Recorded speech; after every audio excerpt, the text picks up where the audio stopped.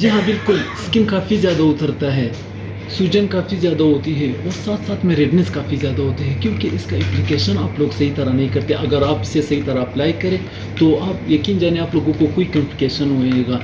और अक्सर यूट्यूबर्स की वजह से हमारे काफ़ी व्यूवर्स के जो है वो स्किन काफ़ी ज़्यादा ख़राब हो चुका है क्योंकि वो जो इसको कम्बिनेशन में यूज़ करने का बताता है कि आप इसको कम्बिनेशन में यूज़ कर सकते हो मेडिकेटेड या कॉस्मेटिक क्रीम के साथ। तो नाज़रीन, आप जब भी कोई क्रीम यूज़ करते हो तो सबसे पहले आपने इस लिटरेचर को पढ़ना बहुत लाजमी है कि इसमें लिखा क्या हुआ है, इसी के मुताबिक ही आपने इस्तेमाल करना है। अस्सलाम वालेकुम नाज़रीन, मैं हूँ शेर मोहम्मद नियाज़ी और आप इस वक्त देख रहे हो चैनल ओ ब्यूटी डोज।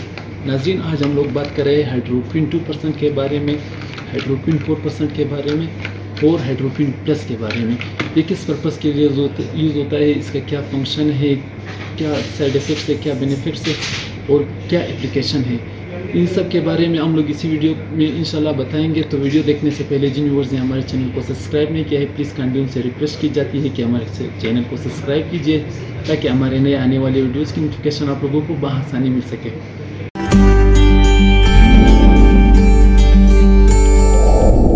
तो नाज़रीन, हम लोग बात कर रहे थे हाइड्रोक्विन प्लस के बारे में, हाइड्रोक्विन 4% के बारे में और हाइड्रोक्विन 2% के बारे में, इसके साइड इफ़ेक्ट्स, इसके एप्लीकेशन के बारे में। तो सबसे पहले मैं इसके साइड इफ़ेक्ट्स के बारे में बताता हूँ, इसके क्या साइड इफ़ेक्ट्स है क्योंकि अक्सर लोगों के जो स्किन इससे काफ़ी ज़्यादा ख़राब हो चुका है और वो भी इसके सिर्फ एप्लीकेशन की वजह से, क्योंकि वो लोग इसे सही तरह अप्लाई नहीं करते। और कुछ यूट्यूबर्स की वजह से जो यहाँ हमारे यूट्यूब पे आकर डर्माटोलॉजिस्ट बन जाते हैं और अपनी तरीका बताते हैं कि इसको आप इन क्रीमों के साथ यूज़ कर सकते हो। तो नाज़रीन, आप इसको किसी भी क्रीम के साथ कम्बिनेशन में यूज़ नहीं कर सकते, चाहे वो कॉस्मेटिक हो या मेडिकेटेड क्रीम हो, इसको आप किसी भी क्रीम के साथ यूज़ नहीं कर सकते।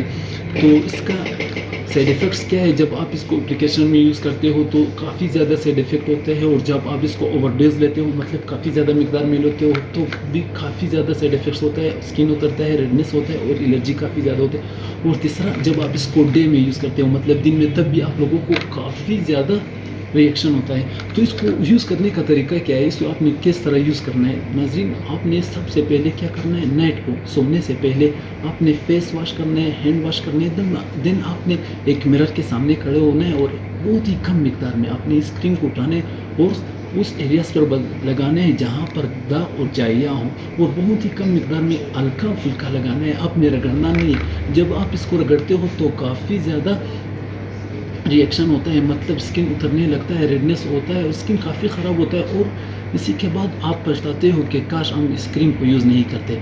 तो ये इसके एप्लीकेशन के बारे में मैंने बताया कि आपने इसको अप्लाई कैसे करना है। सिमिलरली डॉक्टर भी जब कोई मेडिसिन डिस्क्राइब करता है तो वो यही बताते हैं कि आपने इस डोज से लेना है और इस टाइम लेना है। तो क्रीम का भी एक मखसूस डोज होता है।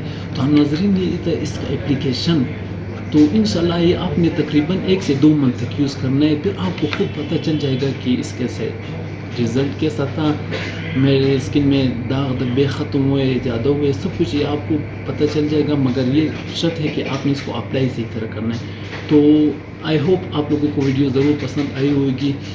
अगर वीडियो ज़रूर पसंद आई तो प्लीज़ काइंडली कमेंट कर देना नीचे और हमारे कॉन्टेक्ट नंबर है, उसी में भी आप हमारे साथ पर्सनल में रब्ता कर सकते हो अगर आपको कोई भी कॉम्प्लिकेशन था। और इंशाल्लाह हमारे नेक्स्ट आने वाली वीडियो भी जाइयों और दागों के लिए होएगा। इंशाल्लाह वो एक बेहतरीन फेस वॉश है जो मैं आप लोगों को अपने नेक्स्ट वीडियो में बताऊंगा। So thanks.